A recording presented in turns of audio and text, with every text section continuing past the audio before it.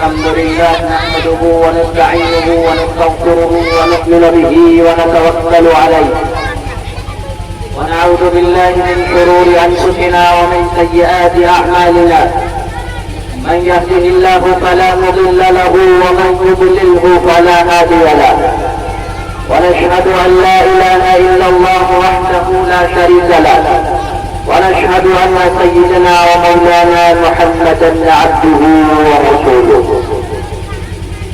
أما بعد فأعوذ بالله من الشيطان الرجيم بسم الله الرحمن الرحيم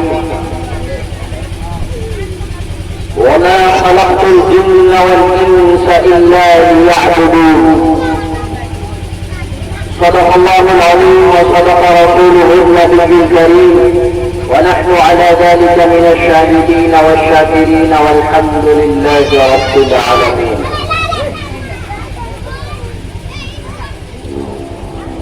حضرات محترم عزیزان ملت اسلامیہ، اللہ رب العزت کا بے انتہا فضل ہے، کرم ہے کہ اللہ رب العزت نے ہمیں اس دینی پروگرام میں بیٹھنے کی کچھ دیر اللہ اور اس کے رسول کی باتوں کو سننے کی توفیق عطا فرمائی ہے۔ اللہ سے دعا ہے کہ اللہ ہمارے اس کہنے سننے کو بے انتہا قبول فرمائے۔ حضرات، خطبہ مسنونہ کے بعد اس آیت شریفہ کا میں نے سہارا لیا ہے۔ اللہ رب العزت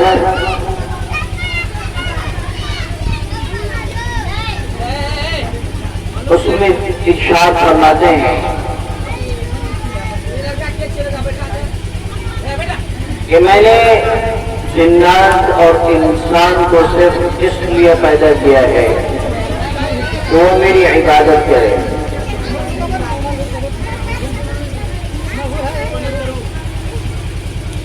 اللہ رب العزت نے جو ہمیں بنایا ہے، ہمیں پیدا کیا ہے،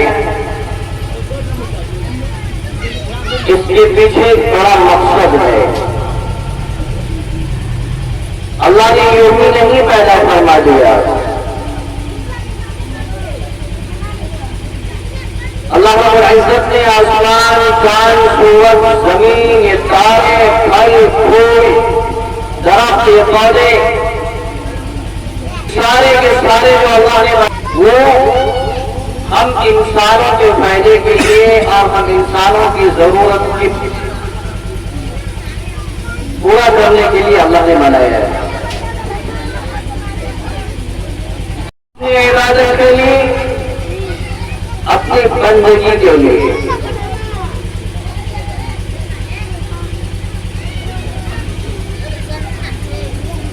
عبادت اور بندگی، آئیے آج اس مفہوم کو ہم سمجھنے کی کوشش کرتے ہیں۔ اللہ تبارک و تعالیٰ نے جو قرآن میں فرمایا ہے وَمَا خَلَقْتُ الْجِنَّ وَالْإِنسَ إِلَّا لِيَعْبُدُونِ، کہ میں نے جنات اور انسان کو اس لیے بنایا ہے کہ وہ میری عبادت کرے۔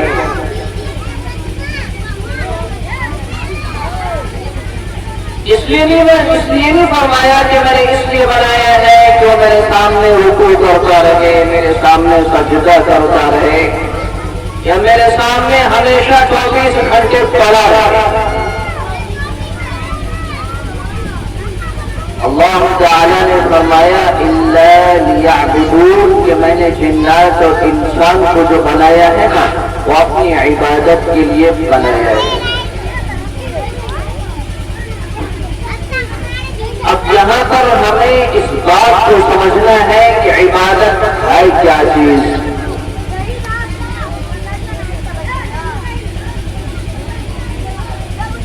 آئیے اس واقعہ سے آپ کو اس بات کو سمجھانے کی میں کوشش کرتا ہوں۔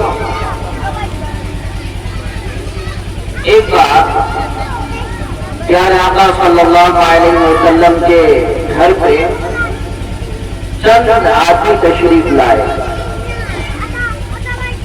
اور جو ازواج مطہرات میں سے جو ایک تھی ہماری ماں تھی، ان سے پوچھا کہ ذرا آپ صلی اللہ علیہ وسلم کی روزمرہ کی زندگی کے بارے میں ہمیں بتائیے کہ آپ صلی اللہ علیہ وسلم کب عبادت کرتے ہیں، کب جاتے ہیں، کتنی لمبی لمبی نمازیں پڑھتے ہیں۔ تو آپ صلی اللہ علیہ وسلم کے گھر والے نے آپ صلی اللہ علیہ وسلم کی عبادت کا جو معمول تھا انہیں گنایا اور بتایا۔ وہ جو 3 آدمی آئے ہوئے تھے، 3 صحابی آئے ہوئے تھے، ان کو آپ صلی اللہ علیہ وسلم کی عبادت معمولی لگی،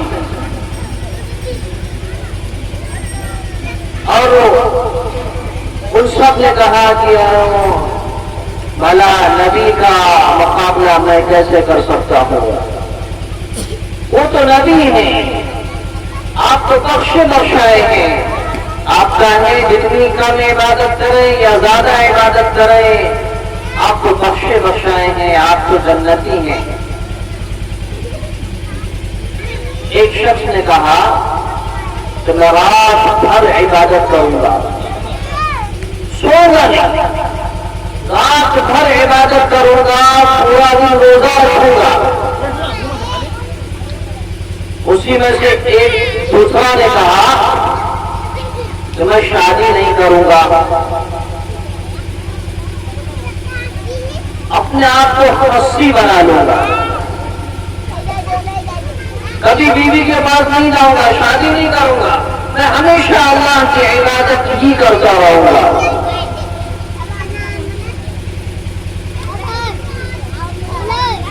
اتنے میں حضور پاک صلی اللہ علیہ وسلم تشریف لے آئے۔ آپ صلی اللہ علیہ وسلم نے ان کی باتوں کو سنا اور حضور اکرم صلی اللہ علیہ وسلم نے فرمایا تمہاری گفتگو جو ہو رہی تھی میں نے سنی، سنو میں اللہ کا نبی ہوں، تم سے زیادہ اللہ سے ڈرنے والا ہوں، تم سے زیادہ عبادت کرنے والا ہوں، میں شادی بیاہ بھی کرتا ہوں، عبادت بھی کرتا ہوں، معاش بھی حاصل کرتا ہوں، اپنی بیوی بال بچوں کے ساتھ وقت بھی دیتا ہوں،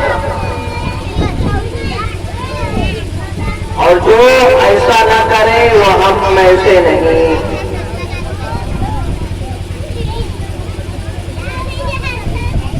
پتہ چلا کہ ہمارا بیوی بال بچوں کے پاس بیٹھنا بھی عبادت ہے۔ آدمی سوچتا ہے کہ نماز پڑھیں گے تو ہی عبادت ہوگی، روزہ رکھیں گے اسی کو عبادت کہا جاتا ہے، زکات دینا اسی کو عبادت کہا جاتا ہے۔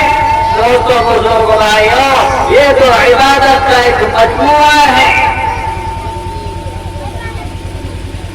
اصل میں جو ہماری جو 24 گھنٹے کی زندگی ہے، صبح اٹھنے سے لے کر رات میں بستر پر سونے تک، وہ ساری کی ساری ہماری عبادت ہے، وہ ساری کی ساری ہماری عبادت ہے۔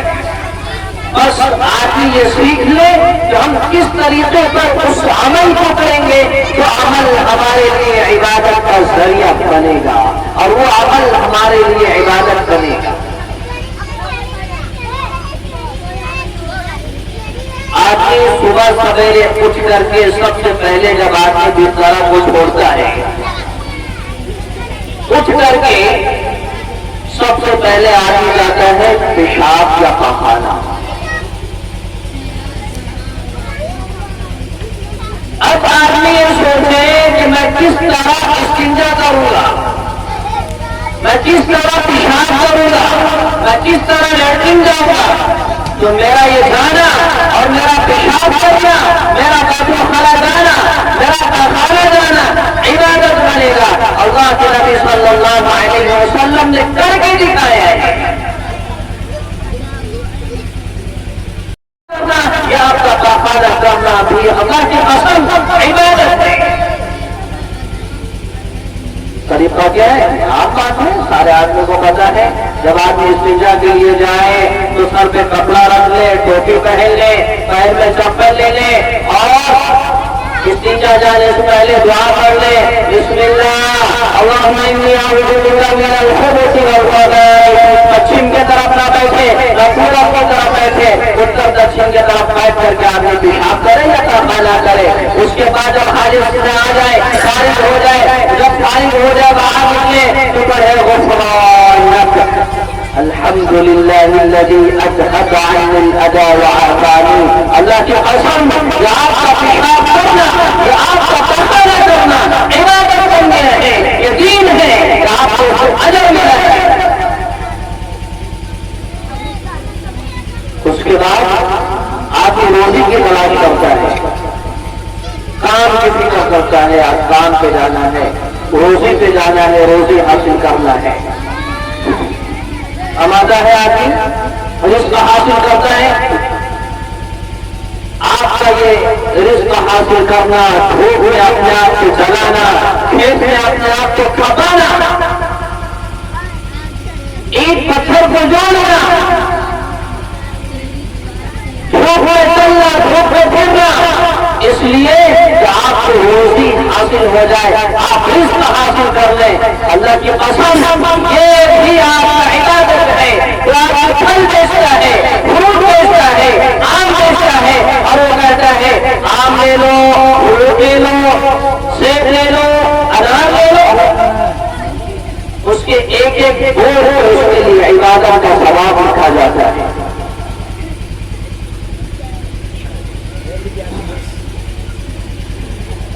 اس کے ایک ایک بول پہ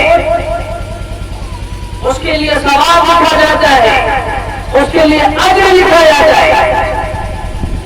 کب ہوگا جب آدمی اپنے دل کی طرف نگاہ ڈالے اور دل کی طرف جھانکے اور یہ نیت کر لے کہ یا اللہ میں کما اس لیے رہا ہوں, میں روزی حاصل اس لیے کر رہا ہوں کہ یا اللہ تو نے جو ہمارے اوپر حقوق ڈالے ہیں, ماں کا حق تو نے میرے اوپر ڈالا ہے, بال بچوں کا حق تو نے میرے اوپر ڈالا ہے, بھائی بہن کا حق تو نے میرے اوپر ڈالا ہے, فلاں جو فلاں آدمی سے میرا لین دین ہے, اس کا قبضہ ہے, اس کا لین دین ہے, یہ سارے لین دین کو میں ختم کروں گا.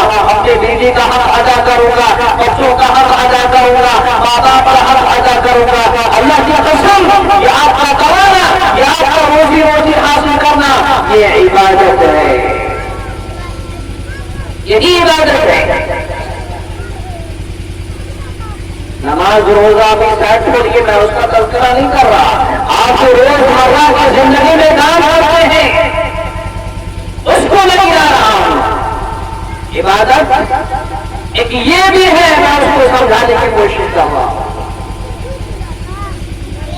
آدمی بیوی بال بچوں کے ساتھ بیٹھتا ہے, بیوی سے دلجوئی کی باتیں کرتا ہے, 5 بچوں کو چوما چاٹی لیتا ہے, بچوں کے ساتھ دلجوئی کرتا ہے, بچوں کے ساتھ کھیلتا ہے. اس کا یہ بچوں کے ساتھ کھیلنا عبادت ہے. ایک بار ایک شخص مدینہ میں تشریف لائے اور دیکھا کہ آپ صلی اللہ علیہ وسلم حسن حسین کو چوما چاٹی لے رہے ہیں, پیشانی پہ بوسہ دے رہے ہیں, ان کے سروں پہ ہاتھ پھیر رہے ہیں. اس آدمی نے کہا کہ یا رسول اللہ آپ بچوں کے ساتھ بھی ایسا کرتے ہیں, بچوں کے ساتھ بھی پیار و محبت کا اظہار کرتے ہیں. حضور اکرم صلی اللہ علیہ وسلم نے فرمایا ہاں,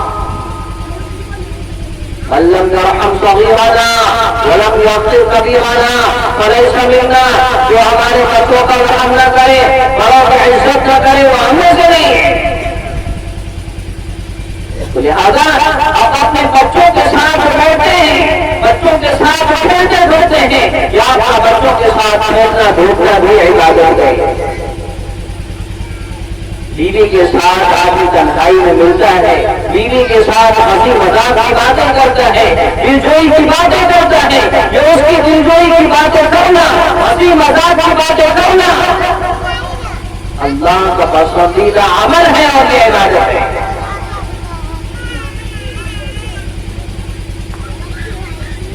آپ کے پیر میں چپل پہننے, سیدھے پیر میں چپل پہننا, بسم اللہ کر کے پہننا, اور الٹے پیر سے نکالنا, یا اپنا چپل پہننا نہیں ہے.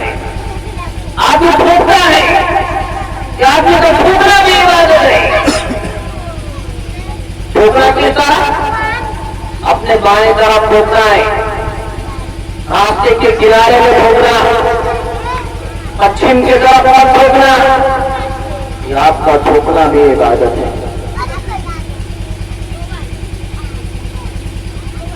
حضرات محترم, یہ وہ ساری چیزیں ہیں جو ہم روزمرہ کی زندگی میں کرتے ہیں, اور روزمرہ کی زندگی میں ہمیں اس کا سابقہ پڑتا ہے. رشتے داروں میں جانا, رشتے داروں میں جا کر کے اسی بات سے وعدے کرنا, اس کی حال خبر لینا, یہ بھی عبادت ہے. آدمی اپنے گھر میں داخل ہوتا ہے اور داخل ہوتے وقت بسم اللہ پڑھتا ہے.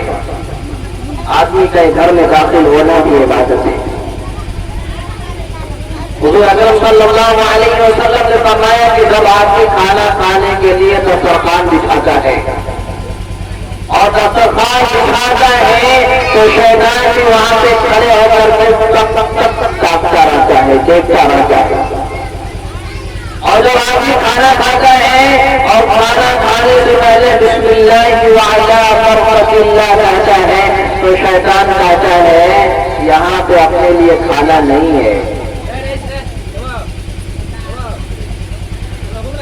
انتظار کرتا ہے, دیکھو کھانا نہیں ملا تو شاید گھر بھی مل جائے.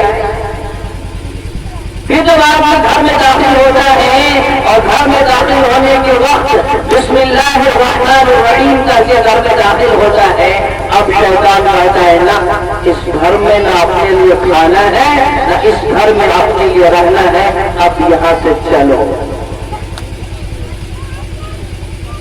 شیطان آپ کے گھر سے بھاگ جاتا ہے اس لیے کہ آپ کو کھانا کھانے کے وقت نبی کی سنت کو زندہ کیا ہے اور آپ کا کھانا آپ کے لیے عبادت بنا ہے, اللہ کے راضی کا سبب بنا ہے. اس لیے شیطان اس گھر سے بھاگ جاتا ہے, دروازے پہ فرشتہ کھڑا ہو جاتا ہے اور آپ کے گھر میں خیر و برکت کا نزول ہوتا ہے. ہم میں سے کتنے آدمی ایسے ہیں جو اپنے بچوں کو اپنے بیوی کو سکھاتے ہیں دیکھو اور جب بند کرو تو بسم اللہ کر کے گھر بند کرو. کون کہتا ہے؟ کوئی نہیں سکھاتا. کتنے آدمی ہیں جو کھانا کھاتے ہیں تو زور سے بسم اللہ کہتے ہیں, زور سے بسم اللہ کو چھوڑو, دل میں بھی بسم اللہ نہیں ہوتا. اب آدمی شکایت کرتا ہے میرے گھر میں بھوت آ گیا, تو میرے گھر میں پریت آ گیا, تو میرے گھر میں جادو آ گیا, میرے گھر میں ٹونا آ گیا. نہیں, یہ آپ کی سنت پر جنازہ نکل رہی ہے گھر سے, یہ اس سنت کے جنازہ نکالنے کی بے برکتی ہے. آئیے میں بتاتا ہوں کہ جب آپ کو بسم اللہ کہہ کر یہ سارے کام نہیں کرتا ہے تو شیطان اس کے لیے کیا کیا عمل کرتا ہے.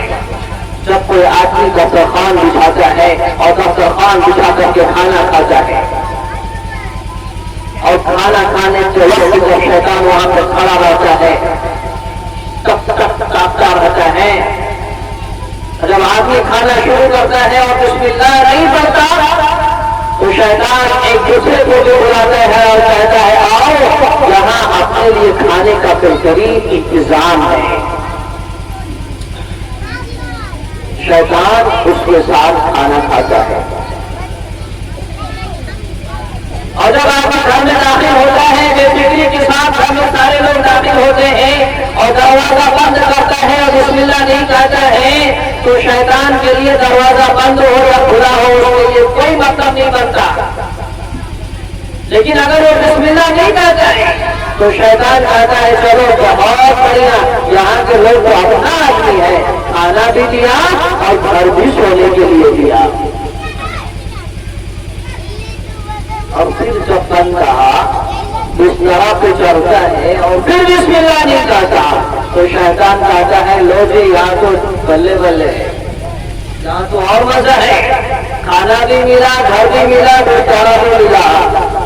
اب آدمی جس گھر میں شیطان کھانا کھائے, جس گھر میں شیطان کا بسیرا ہو, جس بستر پہ شیطان سوئے, آپ بھلا بتائیے اس گھر میں رحمت کا فرشتہ کا نزول ہوگا؟ آگے میں آپ کوئی بار بتاتا ہوں. اس کے بعد جب آدمی شادی شدہ ہوتا ہے اور بیوی سے جب ملتا ہے اس وقت کی جو دعا ہے اس دعا کو بسم اللہ کے ساتھ نہیں پڑھتا ہے تو شیطان کہتا ہے چلو یہاں تو سب کچھ ہے، کھانا بھی ملا، گھر بھی ملا، بستر بھی ملا، اور اپنی خواہش پوری کرنے کے لیے عورت بھی ملا. اسی لیے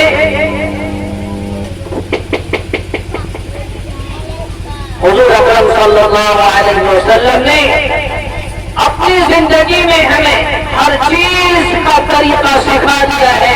اب کوئی آدمی یہ کہے کہ ہم کو پتا نہیں تھا، ہم کو معلوم نہیں تھا کہ عبادت کیا چیز ہوتی ہے، یہ اس کی بھول ہے. اسی لیے دوستوں بزرگ بھائیوں، ہماری جو 24 گھنٹے کی جو زندگی ہے، یہ 24 گھنٹے کی زندگی ہمارے سونے سے لے کر کے اٹھنے تک یہ ساری کی ساری عبادت ہے. تو آج یہ نہ سوچے کہ کمانا عبادت نہیں ہے، روزی حاصل کرنا عبادت نہیں ہے. اور دوستوں بزرگ بھائیوں، یہ ساری عبادت ہمیں اس وقت کام آئے گی جب ہماری بنیادی اعمال مضبوط ہوں گے. بنیادی اعمال کیا ہے؟ کہ آدمی سچے دل کے ساتھ کلمہ توحید کا اقرار کرنے والا ہو، لا الہ الا اللہ محمد رسول اللہ پڑھنے والا ہو. الحمدللہ ہم سب مسلمانوں کے گھر میں پیدا ہوئے. ہمارا نام عبدالرحمان ہے. ان ساری چیزوں کو عبادت بنانے کے لیے ہمیں بنیاد کو مضبوط کرنا ہوگا، اور ہماری جو بنیاد ہے وہ کرنا توحید ہے. اس کے بعد جو اس کی بنیاد ہے، جو اس کی جڑ ہے وہ نماز ہے. اس کے بعد جو اس کی جڑ ہے وہ زکات ہے.